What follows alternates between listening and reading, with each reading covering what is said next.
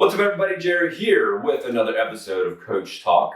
Today we have another interesting topic for you that's a little follow-up from our last conversation. But first, let me introduce two wonderful people. Over here on my left, I have Coach Sharebear, Coach Sharon, also known as Sharebear, or maybe the reverse, Sharebear, also known as Coach Sharon. Yeah.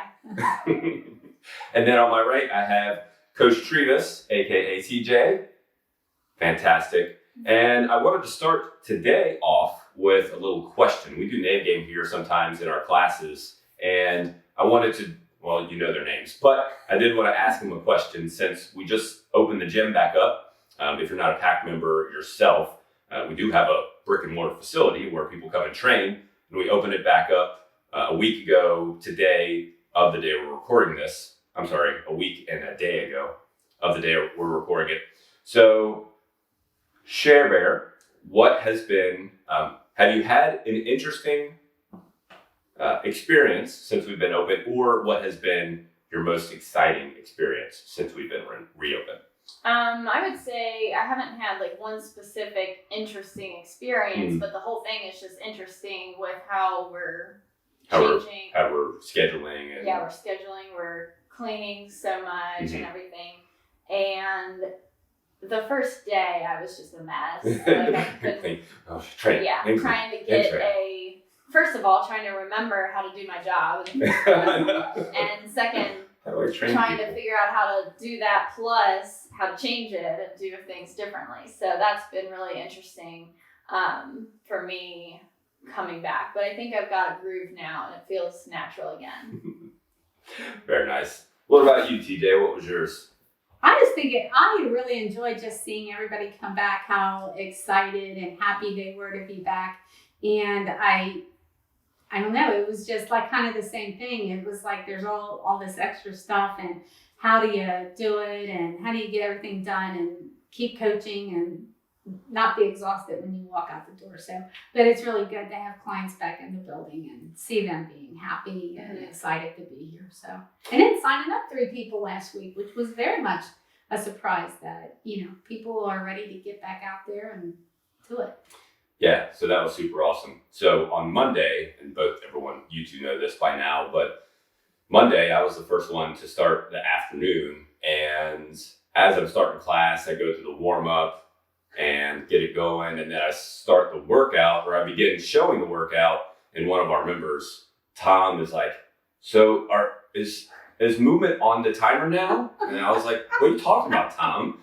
And he's like, movement, is in today movement? And I looked at him funny, and I was like, I started busting out laughing, and everyone's looking at me, and I'm like, so I have a confession to make.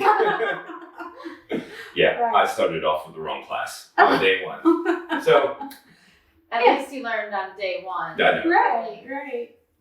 But at any rate, it's always fun. You're gonna have hookups and it's gonna happen. Yeah.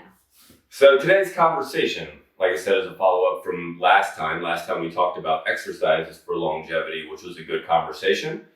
I talked about doing sprints, TJ talked about doing carries, and Sharebear talked about doing get-ups. And today we're going to follow that up with foods for longevity. So what are the specific foods that you think are worth having in your nutrition? If you had only one food, what would that one food be? Or just foods in general. I think we didn't discuss this too in depth, so we'll see how this goes. Maybe we all picked a food. Maybe we just have some ideas. So, TJ, since you are nutrition connoisseur over here, right? What is your? If you have one food? One food. Are you kidding me? One food for the rest of your life. For the rest of my life, so I want to live a long, healthy life. Oh, Jerry, this is tough. So I would say healthy fats. That's a category. That's cheating. All right. This is tough. So 2 to 3 foods. 2 to 3 foods. Mm-hmm. So I believe healthy. So fat avocados.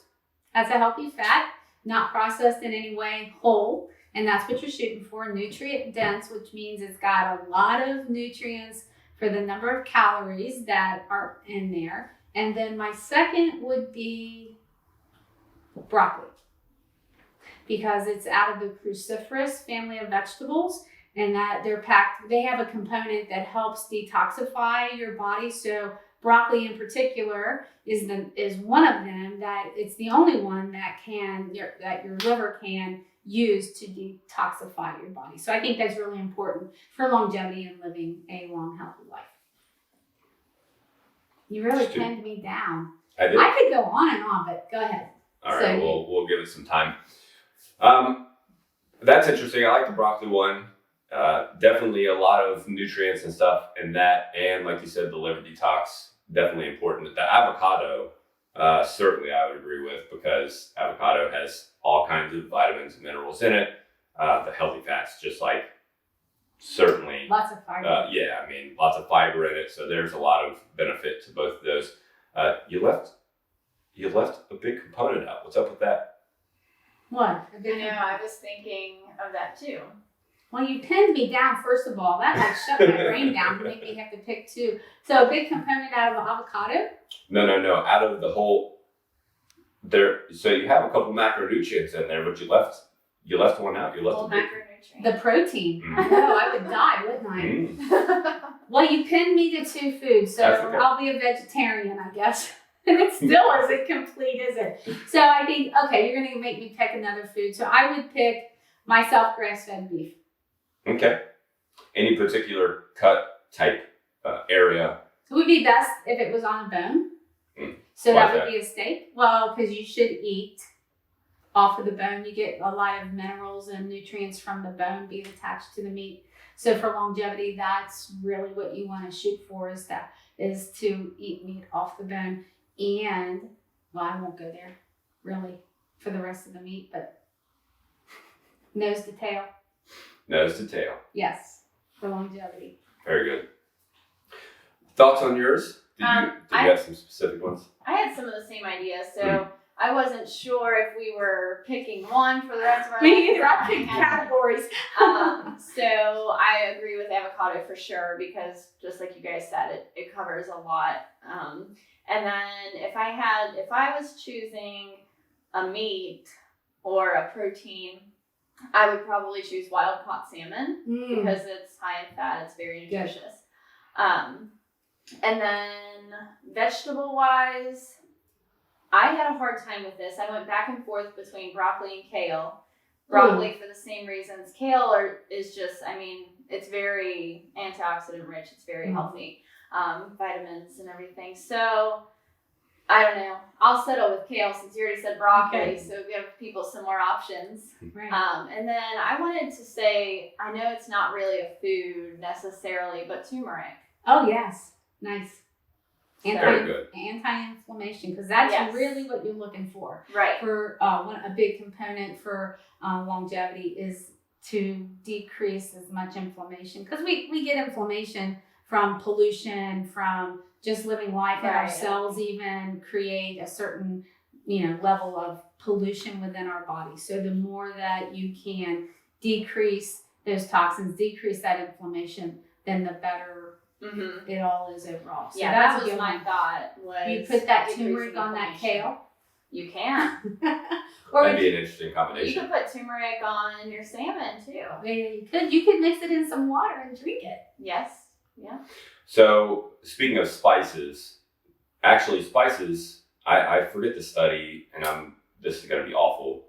They did a research study that I think I read it like last week or the week before that. And basically what they did is they mixed some spices together. It seemed like it was like, Italian seasonings of some sort, parsley and basil, oregano, and then probably turmeric and maybe some other things, and had these people on this combination of spices for a while. And it showed that they had lost weight because of, now it wasn't significant amounts, but all else being equal, as much as you could control in a study, they had lost some amount of weight, 5 pounds or something like that, because of this, which shows the inflammation part. It could just be inflammation, just healthier, vibrant life, vibrant body altogether. But certainly I think the use and utilization of spices not only for flavor, which is important, but also for health and longevity purposes, is certainly needed and useful. Right. That's great. Yeah, good point there. So I picked one food, and you kind of brought it up, and I may have mentioned this before, but liver from a wild caught or grass-fed pasture-raised animal.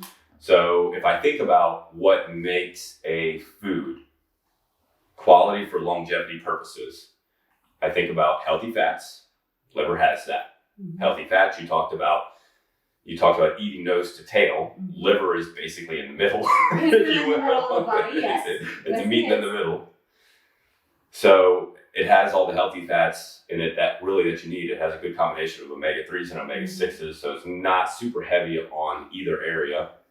I think about carbs, which I imagine there's some form of like fiber or something in there. I know that grass-fed beef, pasture-raised, wild-caught beef does have some level of fiber in it. And then, of course, protein. There's plenty of protein in it. So there's your macros. Then you need micronutrients, which is the thing that everyone overlooks. When we track my macros, well, you can eat all the oatmeal that you want to get your macros, but you're missing all kinds of micronutrients. If you look at liver, everything's processed in the liver. So where does it stay? As long as it's a wild-caught or pasture-raised animal, that's important, right? That's the number one important thing. If you're eating liver. Yeah. Because like we talked about with organic foods, you're going to eat that stuff. If they're fed in a feedlot, you're eating whatever they're processing, whatever the hormones that are going through the liver, whatever they're eating and they're processing, you're eating that. So if I look at that, the micronutrients get loaded with vitamin B, vitamin Bs, loaded with, I believe, vitamin A's as well. So there's all kinds of different vitamins and minerals in the liver itself. So that's what I was kind of basing my one decision on. That's good. I like that answer. Yeah. What are you going to do for your vegetables, though? Do you feel you could live the rest of your life and never eat a vegetable? I could, because I kind of did before I went down the whole eating for longevity and eating for purposes lifestyle. I could do it. I understand still that I would be missing some micronutrients and I would be missing some vitamins and minerals, but I would be getting a lot of them from that liver. It's very carnivorous. Yes, it is. It's a weird Absolutely. word. Yeah. But just again, when I think about it, just basing it off of those criteria, that fits those criteria.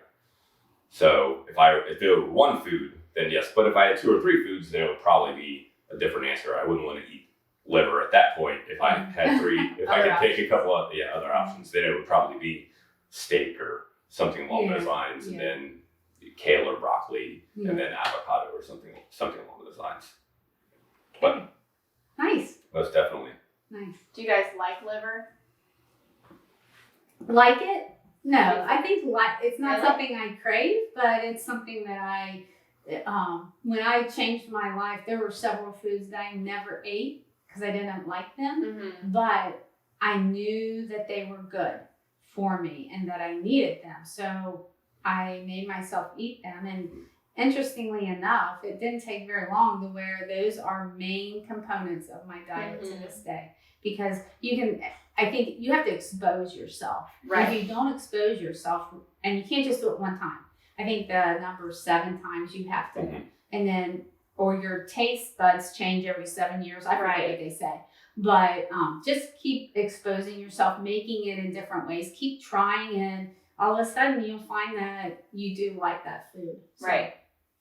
I've always liked liver. Really? I love liver. And everyone thinks I'm weird. Yeah. Yeah. What's your favorite way? You don't I cook like it yourself liver often, do you? Liver Not onions, often, but when I have it. Well, see, the thing is right now, seriously, they used to sell liver out in the grocery store, but if you notice, you can't find it. Find it. Now, why do you think that is? People don't eat it. Number one. Number 2, being as it's an organ meat and it's a conventional lot-fed animal, it is subject to different spores and viruses that can, if you eat that, and That's that, a good point. remember when mad cow disease was? Yeah. So, yeah, I That think makes sense. that's why that they. Well, yeah, if they're fed not organic, they're fed GMOs, then all of that is what you're eating. Right, it's more stored in the liver. strongly than just eating their meat. Sure. So I Because can that's where it imagine accumulates. it would be toxic. So I think that's why you can't find chicken liver, you can't find beef liver anymore in the store.